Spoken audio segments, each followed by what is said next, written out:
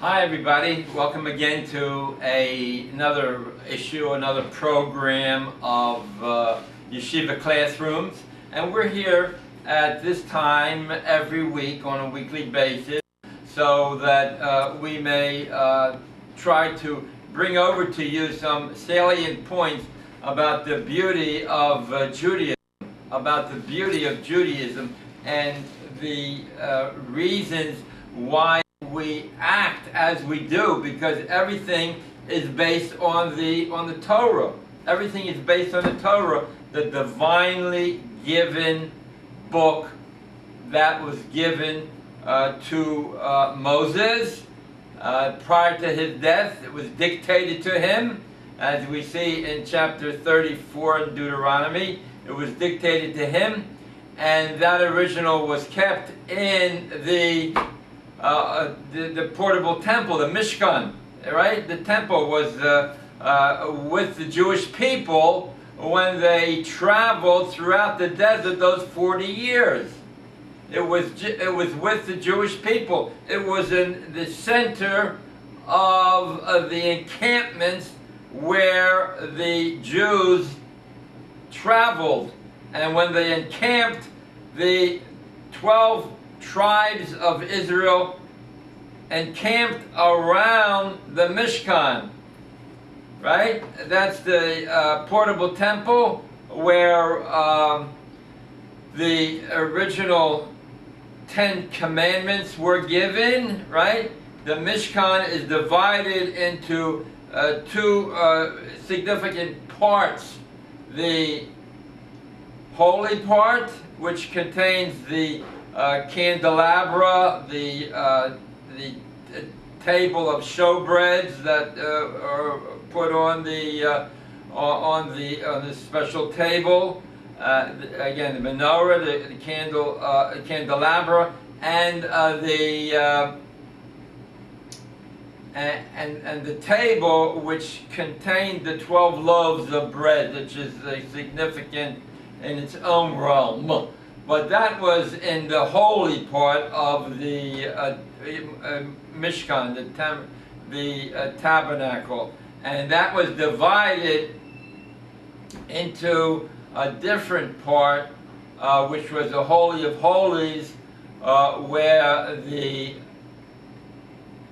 ark was constructed. And in that ark was the 10 Commandments on stone tablets.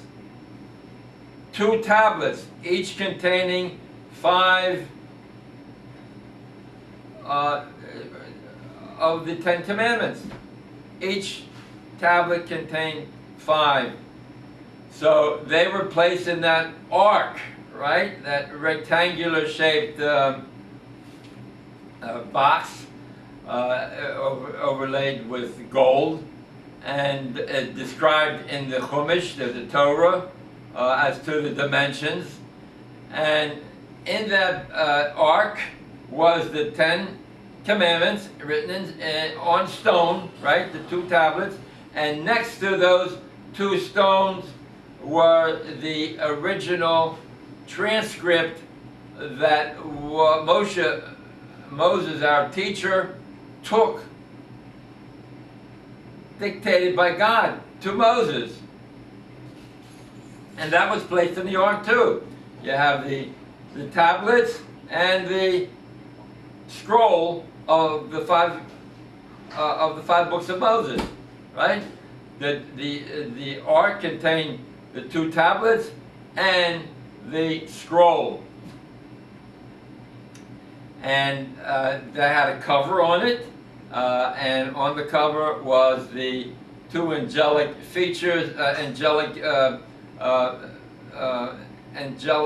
type of a design that is described in the Torah, in the book of Exodus. And their wings were outstretched, and between them were a small space in which the Word of God came to Moses and to Aaron at times, and also to the people. But it was all contained in that Mishkan. the portable temple.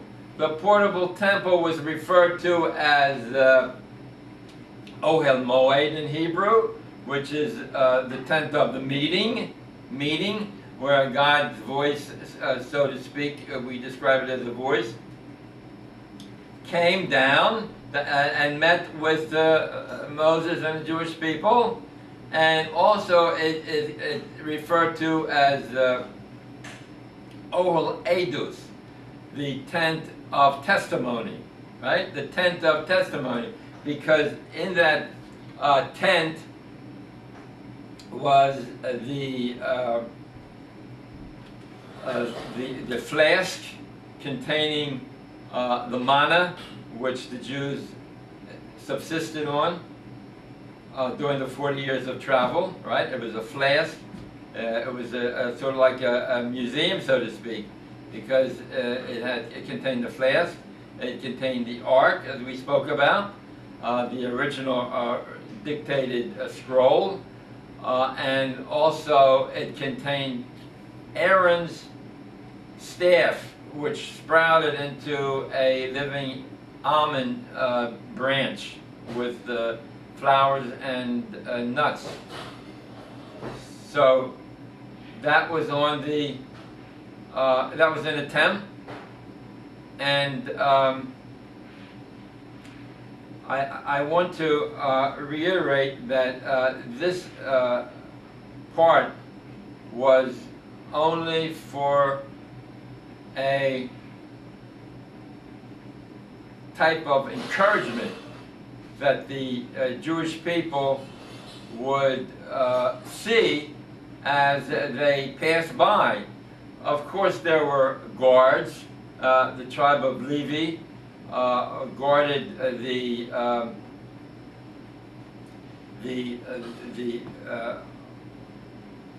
Aron, the ark, and the borders surrounding it, so that no one could enter who was tamei, spiritual unclean. Spiritual uncleanliness is a subject in itself. And while we're on that subject, there is a way that that a person can be cleansed from his spiritual uncleanliness. Tamei, right? Women are tamei at certain times when a person touches a dead body or in the confines of a deceased. They are spiritually unclean, and therefore they must go through a ceremony that cleanses them. And the ceremony consists of the paraduma, which is a red cow, described in the Torah, a red cow without any other color hairs to it, and it is slaughtered and it is burnt, and the ashes are mixed with hyssop and a crimson string, and it goes into detail, but you know the significance of the ingredients are spelled out and given reasons why they are used in this mixture, and this entire mixture is placed in with water and is sprinkled on the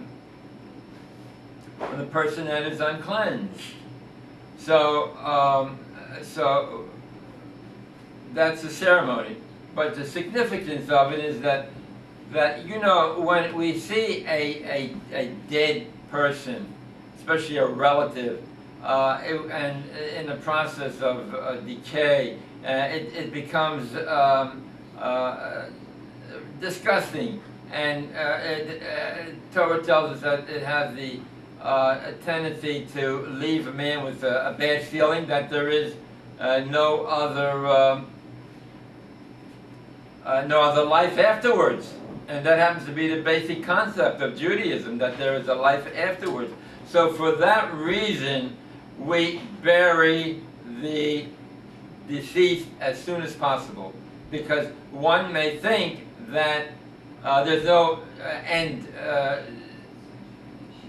and not think that there is no end and then that there is a next world. But he's allowed to believe that this is the end of life, which it isn't. And we see that happened to Abraham on his death. He had two grandchildren who were preparing the mourner's meal, Jacob and Esau. And when Esau learned of his grandfather Abraham's death, he gave up on life, and he says, "What do I need this birthright?" You know, he sold it. He didn't realize that there's another world. There's a soul world to those who earn it, and that was given to the Jewish people. The soul world. And we are taught many places about the soul world. You know, when Abraham died, it said he was gathered into his peoples, plural peoples. Same thing with Moses. When he died, he was gathered into his fathers, and then later on it says to his peoples, plural. Yet both gentlemen were buried singularly. They were not buried, they were not interred with their fathers. Abraham was buried in a cave of Machpelah. Moses was buried on top of Mount Nebo. So we can't say that gathered into his people means the same burial place. But what it means is that the soul will continue on, providing it gets a passing mark, to peoples, plural, meaning all the generations that came before and all future generations. All will be in the soul world together. And that's a chance for Jews to meet their forefathers. And especially those people who are ignorant of these facts, or atheists, and disclaim these teachings, these divinely given teachings. And if you don't believe in the concept, you will not earn this concept of a soul going into the soul world. So it is very important that even if you don't believe, at least hedge your bet and say you do believe, so that that possibility to you will be open and that you will earn the soul world, because all Jews earn the world to come. And that is if you believe in the concept and you get a passing grade, because that's what life is all about. We learned it out from Deuteronomy chapter 30, verse 19. I put before you life and death. Choose life that you might live. Time to be born, time to die, time to plant, time to uproot, time to give respect to parents, also to act as respectful to your neighbors.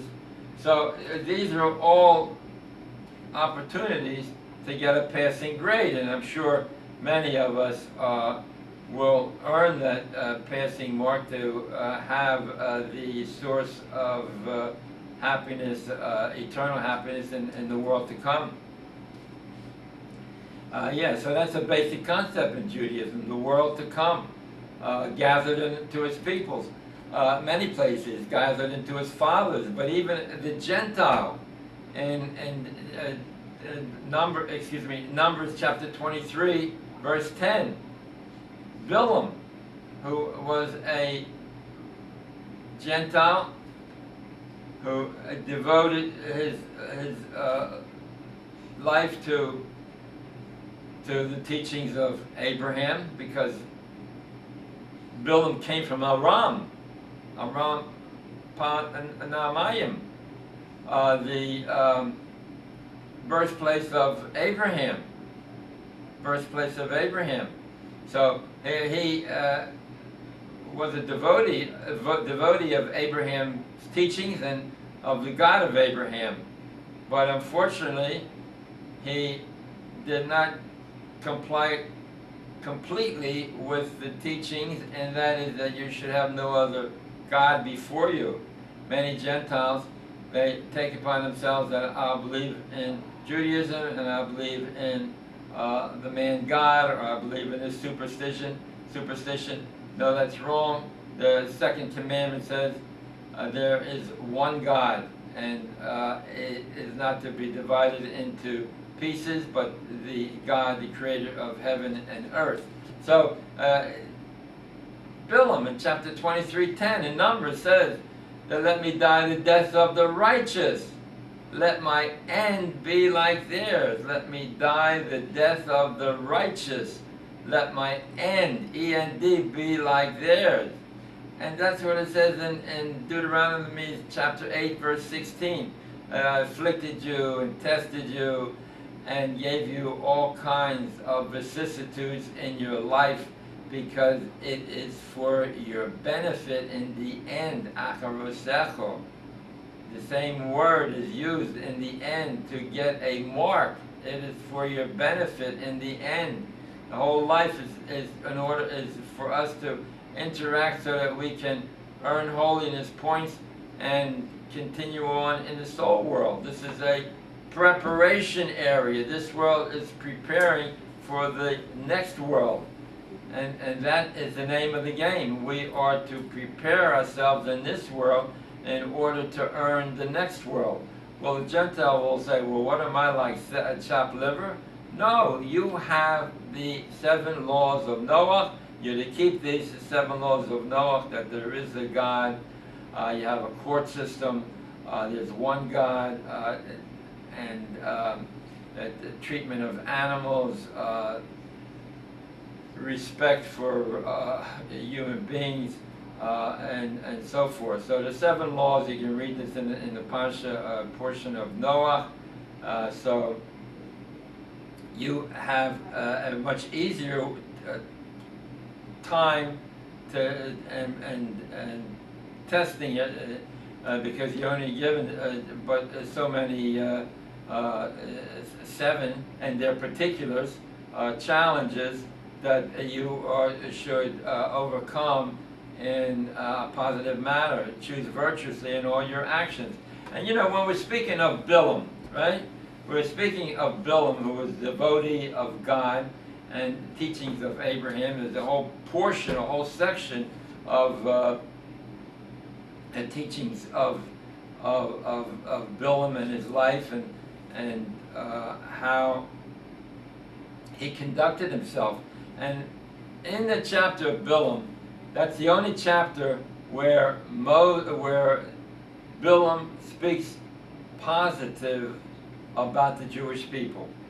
He says how goodly matovu alecho Yaakov, how goodly are your tents of Jacob, O Jacob, and how wonderful are your dwelling places of Israel. Matovu alecho Yaakov, Mishkenasecha Yisrael. So, you know, he observed the Jewish people living and their moral customs of the construction of their tents and the area in which they set up their tents. It was not open to, the door did not open to the neighbor's tent, so they might not glance incorrectly at a neighbor's private domain. So he saw all of these things, and he explained, you know, the Jewish people. He described it in a parable where the Jewish people are considered like gardens in between the streams that nurture it, streams being Torah, and gardens being the Jewish people. So you can read chapter 23 in the book of Numbers. And he says over there that in 23:19 that man is not a god, nor is man a son of God. It's not fickle to change his mind. So God has no form whatsoever. In Deuteronomy chapter 1 to 15, it talks about, or is it 1 to 15 or 15 to 30, how God explains to the Jewish people that God was without form, not a creature, not resemble creature above the earth or a creature on the earth, but he's without form, and that we acknowledge that when we pray, is God of Abraham, God of Isaac, God of Jacob, but we must realize that the Bilam had a chore to fill, and that was to be God's mouthpiece and conduit to the Gentiles.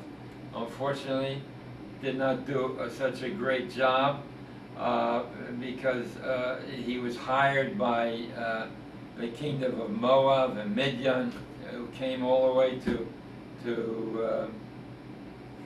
Aram and picked up Bilam ben Beor, right? Bilam ben Beor, and Balak ben Zippor, who was the king, offered Bilam all kinds of wealth and riches if he would curse the Jews, because it says in the pasuk, in the sentence, that the Jewish people are like an ox. They will wipe out everything that is in their way, and just like an ox, when he grazes on the grass, he eats it entirely, and there's nothing ever room for any other grass to grow on it for other types of animals once he gorges himself on grazing lands. So what happened? Bilam was told that he would be given all kinds of rewards if he went to the Jewish people and cursed them. And Bilam told him, he says, "I can't do anything, only what God tells me to do. It's the only thing that I can do." And God came to him. It came to him in Vayikar and happened to him, and not like it came to him in Moses, and the report that Moses had with God, but it happened in a mundane way to tell him not to go. But Bilam insisted, and he came out again to God, and he said, "These people want me to go and to curse them. Is there any way that I can go and see these people?" So Bilam was told by God, "You can go, but do not curse them."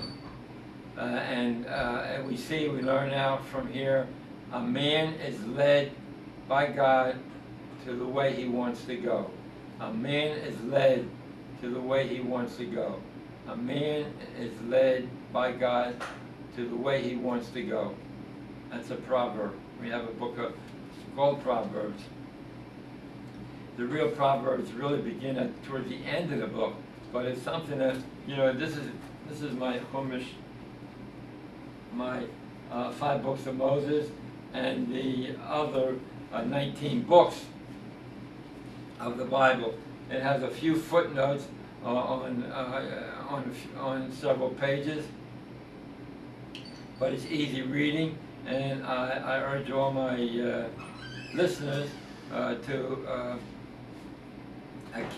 attain the Art Scrolls, ART Scrolls, stone edition of the Torah and Tanakh, which means the other books of the Bible, the 24 written books of the Bible.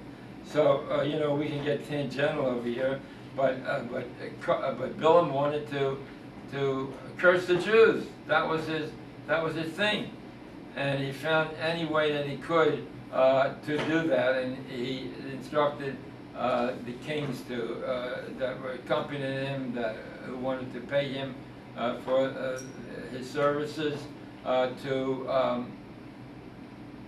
set up an altar in which to slaughter a bull and a ram, 7 altars, 7 a very significant term, 7 altars, and perhaps God will relent. That was a form of prayer that we had in those days, that the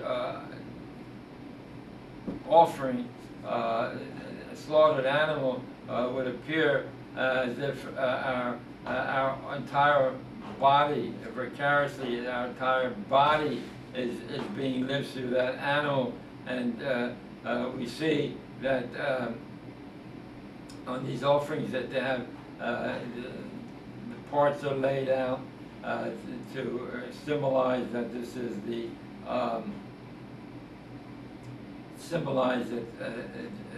this is the person who vicariously through the animal sinned with these limbs and with his head, and we ask tshuva, repentance, and that's a very important concept. Repentance, teshuva, right? Repentance. But Bilam went forward, and then he rode on his trusted donkey, and the donkey went off the road, and then he went into hurted his foot on a wall, and he laid down, and then an angel appeared before him, and the donkey spoke and said, "Would I ever do anything to harm you?" And right away Bilam said, "I have transgressed, I have sinned."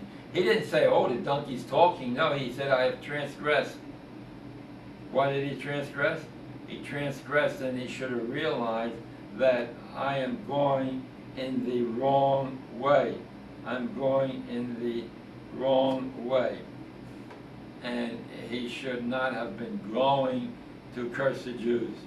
And that's how we find in our lives that we should make sure that when adversity strikes, we should examine our deeds. That's another, that's in the Talmud, right? Talmud, when adversity strikes, examine your deeds. When you go into your pocketbook and you pick out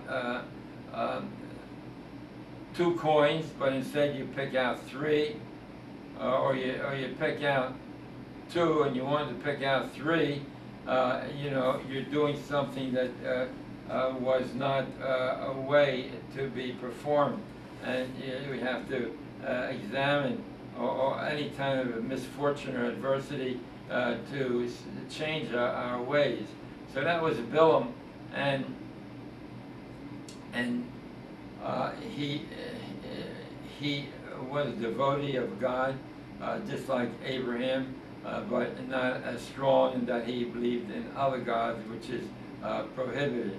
So he couldn't curse the Jewish people, and as a result, he was not given any monies from the king of Balak and Midian and Moab, and he was resourceful, and he got the women, the most prestigious and leadership of the Midianites to have their women perform before Baal Peor, their god, and the Jewish people should sin by bowing down to this god, and as a result, this is Bilam's treachery, and as a result, many people formed an idolatrous relation with this idol through these women. Now, God is very adamant, strict about idols, other religions, and as a result, he sent out a plague. the reptile which bit the people and killed many of them for worshiping the idol. And as a result, Moses told Aaron to take some of the incense in your censer and go throughout the camp and save those people that have not been bitten already. And what happened? That's the doctor's. That's the doctor's signature, where you have the staff and a snake wrapped around that staff, showing that that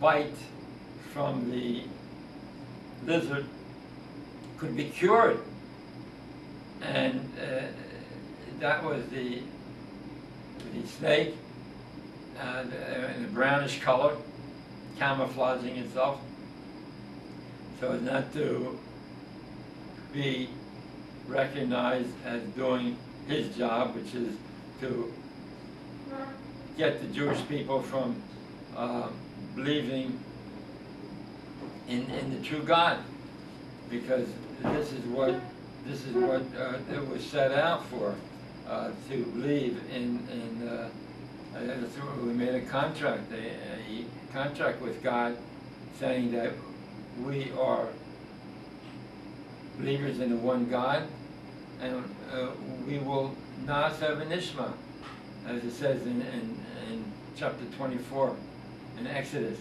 Na'aseh, God asked them, will you do all these commandments, and also the commandments of between man and man, the counsel and different rulings concerning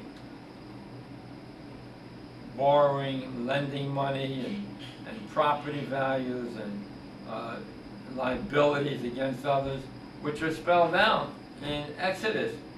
These are spelled out in Exodus after the Ten Commandments are given, chapter 20, right? 10 Commandments, and from 21 to 24 are the torts and civil laws that we are responsible as well to observe. We're responsible to observe these laws as well. And when it was finished in chapter 24, God told Moses to read this book to them. And he read all the books, the Ten Commandments, and the laws between man and man. And the people yelled out, "We shall do. We shall do." It says we. And so God told the people, and Moses, to write them down in a book, which became incorporated into the Torah. It's called Sefer HaBaris, the Book of the Covenant. And they are to, and he's to read that Book of the Covenant to the Jewish people. And he did so. And then the people answered, "We shall do, and we shall learn." Right? We shall do, then we shall learn on what we're doing. So the question remains, how come we and not I? Everyone stood there, and God asked them, will you comply? And they said, "We shall do." What does it mean, we? In that they are responsible for those men that stood there and said from 20 to 60, we are responsible for our dependents, that they should also learn and to do the commandments, the 613 categories of the commandments that the Jew is obligated to do. So, and when it says we, it means we will do it, and also we will be responsible for our dependents, the small, little ones, the ones that are not married. And that's why it says we instead of I. So you know, today we have, like in yesteryear, groups of people who want to change the the wheel, reinvent the wheel, so to speak. And you know, the first one was Korach. Korach was there when he saw God gave the Aseret Adibros, the Ten Commandments to the Jewish people.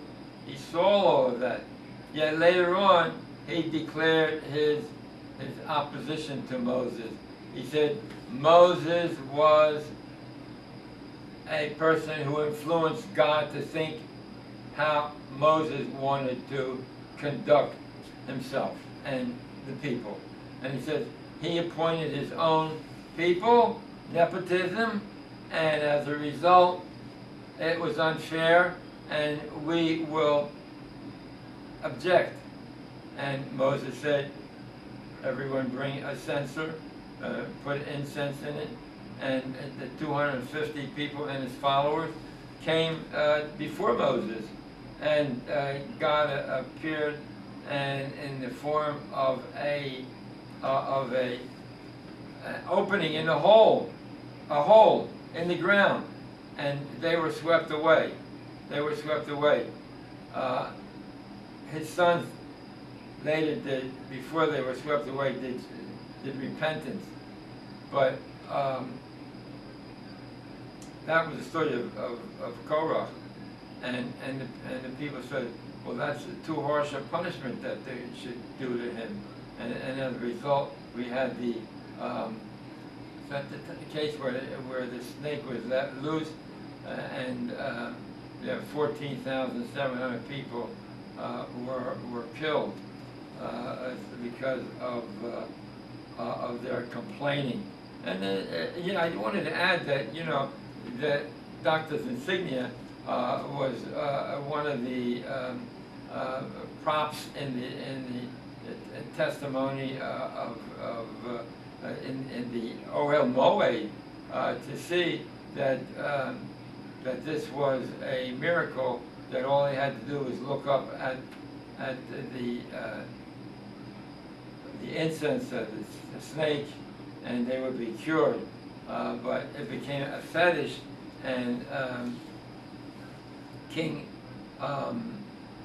Yoshayahu destroyed it because people began to worship the pole and the snake, the doctor's insignia, and forgot about God. So he had that destroyed, and that was that king was his was Yoshayahu, right? He was a very righteous king, and he saved many of the Jewish people from annihilation and enslavement. The 10 tribes that went away, right? When he came to power, he broke down the gates so that many people came over to the kingdom of Judah, while the kingdom of Israel, which consisted of the 10 tribes, minus those that returned to the kingdom of Judah, they were referred to as the lost 10 tribes. The lost 10 tribes. And when Mashiach comes, when the Savior comes, we don't refer to him as a Savior, but because life will continue to go on, but he is our leader to show the rest of the world that the Jewish people and their God, whom they worship, are the real God, and they will realize this, and all the peoples of the world, like it says in the book of Zechariah, all the peoples of the world will come and grab a corner of the Jew's garment and ask to be taught by the Jewish people. Ask to be taught. So that'll be the time when Mashiach comes, when Messiah comes, and it's hinted about this in 49 in Genesis chapter 49:10. It says over there that Jacob will be the scepter will not fall from Jacob, nor his leadership,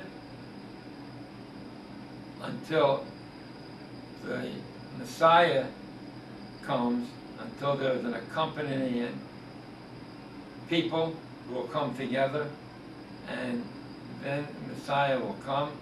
Once he sees that the world recognizes that the God of the Jews is the real God and the only God, the creator of heaven and earth. It says over there in Exodus chapter 31:13, it is a sign, Shabbos is a sign between me and the Jewish people, that on that day I made you holy. On that day I made you holy. So on the observance of the Sabbath means that we become holy, and that holiness means the perfection in emulating God's ways. Perfection in emulation of God's ways. And once we are comfortable, which will probably never be, because there's so much work to learn and then put into practice all those teachings. And it's so unfortunate that many people today are going away from the basic Judaism because they were not given a proper education or any education. And we see that there are passing a law regarding conversion, and passing a law of the state being acknowledged as the Jewish state, with one central body, the chief rabbi being Rabbi Lau. And in spite of all that they did, the reform I'm referring to, all that they did in trying to have their policies put through, when they are not policies at all, but based on Torah, but policies in their head that they gleaned from the general societal mores and culture, and they make that out as if they are separate religion, and do not want to pray with the other Jews at the kotel, at the wall. Yet they don't even pray to a God, creator of heaven and earth. They pray to the God of evolution, right? They pray to the God of evolution, the God of science. But they don't take into account that we have been taught that creatism is the way the world was brought into existence. And we will follow the dictates of our teachers who got this at Sinai and passed it down through all the generations. Now you say, well, my chain is broken. I don't have that continual chain because they became not religious, so they broke away. Well, go to someone who did receive that change and learn it from them. But we see, again, back to the reform. So they tried to pass the law, but being the religious parties are in the coalition government, ruling government, and thanks to Rabbi Lau, his warnings, they defeated this attempted law to come into effect with all their money. And here, the head of Chicago Federation says anybody that voted against my plan of egalitarian to the world, I don't want them to visit Chicago. Look, we've had these ignoramuses and their monies come throughout history trying to wean away the Jewish people from their teachings. We have Korach, which we explained, right? He was swallowed up by the earth. We have Karaites who came along and didn't want to do this and didn't like the idea of a Talmud. And then after them, they came the Sadducees and the Romanizers and the Hellenizers and the Herodians, all with a different reinvention of the wheel. We have the conservatives, the Enlightenment, the theory of melting pot theory, conservatism, and they're all dead, they're all dying, and so it is with reform. But what remains, the Haredi, who are so strong in their commitment to the teachings of their forefathers who got it from Torah and Sinai. And these people are confining themselves to a ghetto existence because they want to live in an atmosphere where Torah reigns and where Judaism can be seen in the street and make it a better environment so in which they can perform the deeds or mitzvahs that will happen upon them. Of course, many have to leave their work, their ghetto for work outside, different neighborhoods, like in New York we have Muncie and Monroe and Lakewood, strong, vibrant Jewish communities with yeshivas and teaching institutions all throughout, with the women dressing modestly, and all throughout these confines we can feel the teachings of Judaism, because Judaism is a way of life. How we can conduct ourselves in all the different areas that we find. But Haredi means the rejection of all societal values, and that includes baseball games and off Broadway shows and fictional things, but only to perform in our own Torah way, so that this short life will bring with us a positive mark, which will earn us a seat in the next world.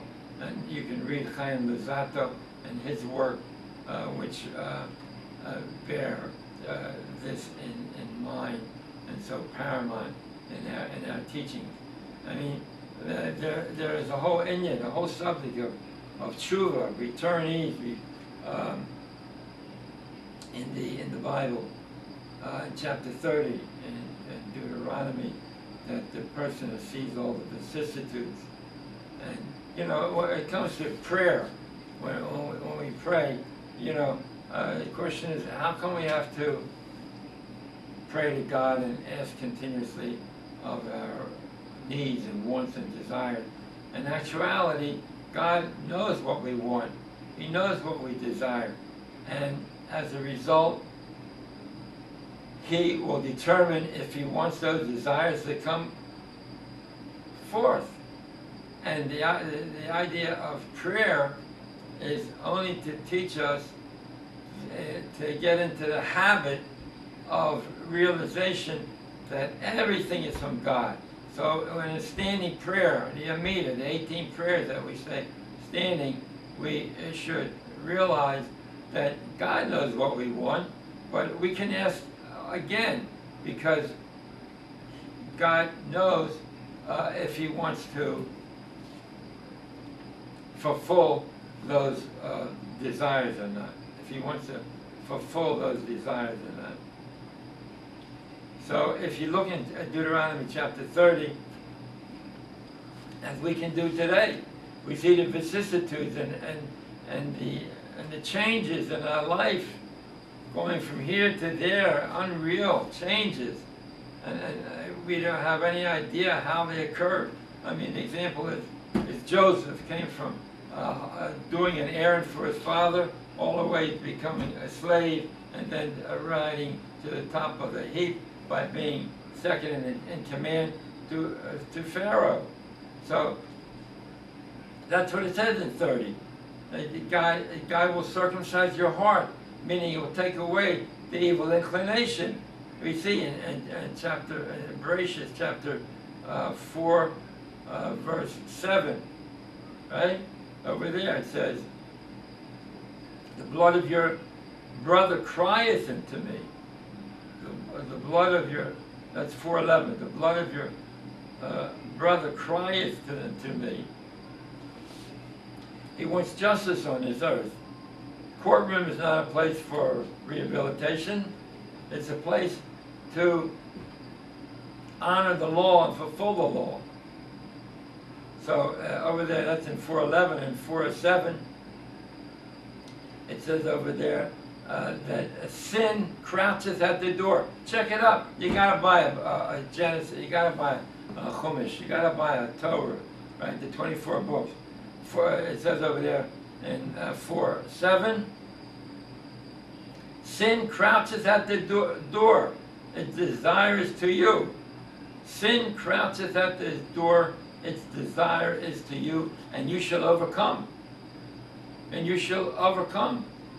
In 8:21, it says over there in Genesis. Write these numbers down. 8:21, Genesis. Man, the inclination is man. Inclination of man is evil from his youth. So you know, man has the inclination of doing bad. That's the Yetzer Hara, the evil inclination, and we have to combat that because we want a fair trial and a fair contest, so that we can choose virtuously, using giving our free will. Free will has the ability for us to choose between good and evil. We should choose good. All situations that may arise, choose good and accumulate points, holy points. Holy means enduring again, perfecting and emulating the ways of God, right? Perfecting and emulating the ways of God. And glory, man seeks glory. What does he seek? He seeks glory that God will give him a good mark. I mean, if the President of the United States asks you to come and give you a handshake and tell you did a great job, you feel good. But how about God Almighty? If He says to you, after 120 years in the next world, you did a good job, how do you feel then? That's the glory that man is looking for, not the glory and the honor that in this world, which is nothing. Once the lights go out, that's the end of the show. But not in the next world. The world continues on with a mark that you earned in this world. Prepare in the anteroom so that you can enjoy the feast. This is the anteroom. And I tell all my Jewish brethren to do tshuva, to say that it's not too late, that you can come back, like in chapter 30, God accepted his tshuva, and run away from these other Mickey Mouse type of organizations that say, we reinvented the wheel, and you come to my temple, take out membership, and you're a Jew. Listen, there are ways, definition of what a Jew is, but you are here to strengthen your soul, to have a good mark, because the testing period is over, and once the testing period is over and you get a passing mark, you come to the soul world where the greatest pleasure is standing before the essence of God. God has no form, right? And emulating the angels who stood on their tiptoes and sang praise to a God.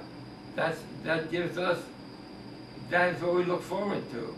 And that's what we want all of us to look forward to and be in that happy ambiance together with God.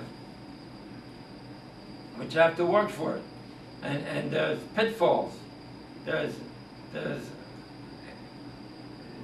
evil inclination laying traps for you all the time, because God wants it to be a fair fight, to earn your marks. How you went out of your way to help a Jew, to help humanity, to make this world a better place by doing mitzvahs, by doing commandments. Not like when I had a conversation with a fellow who was buying unkosher food. Said, how does eating kosher make you a better person? So he went and ate non-kosher food. It's not all about being a better person. That's the last 5 commandments. The first 5 commandments of the holy book of the Torah is between man and God. The second 5 books are between man and man. If you do all the 50%, then all you get is 50%. And Rabbi Chaim Lazata Zechatani Baruch says you need a 70% to get passing. So you're going to be left short. So they asked a person, the famous sage Hillel. And by the way, Hillel and Shmuel the Little were the only ones that received the voice of heaven after the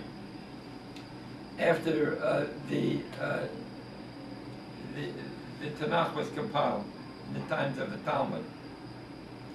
Look, I can speak on and drown and put you into sleep, but the name of the game is you have got to work. You have a soul, and you have no excuse in this 21st century to pick up a book, read the portion that we're learning today in the weekly Shabbos teaching in the synagogue. Read it in English. Get the book or on commentators from Rabbi Miller, who got this from Slovakia, who got it from Sinai, and he gives explanations, ideology on every phrase, practically every phrase in the Torah. Comes out to what we learn from all of these phrases in the Torah, right? What else was there? Oh, there's so many different beautiful thoughts that are brought down that we learn out from the teachings of the Torah, the divinely written Torah. All kinds of letters, words written in certain places teach us. And the basic concept is the Torah that the Jews accepted. The Torah is God's thoughts, theories, and teachings combined in the events that happen in the transpiration of the Torah. Those events that take place between the Ovos and the most righteous people are bringing down the thoughts, teachings, and theories of God. So that's something we must all do. And they asked Hillel, teach me the Torah. Get him upset. Teach me the Torah while you're standing on one foot. And basically he said, what is hateful to you, do not do unto others. What is hateful to you, do not do unto others. And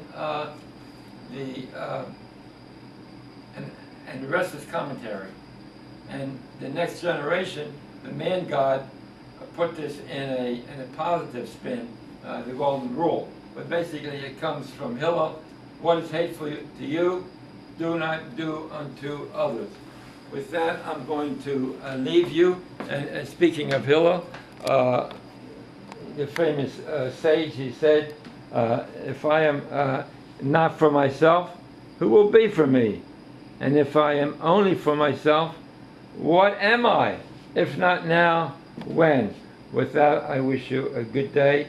Take out a book, fight the evil inclination, and learn Torah.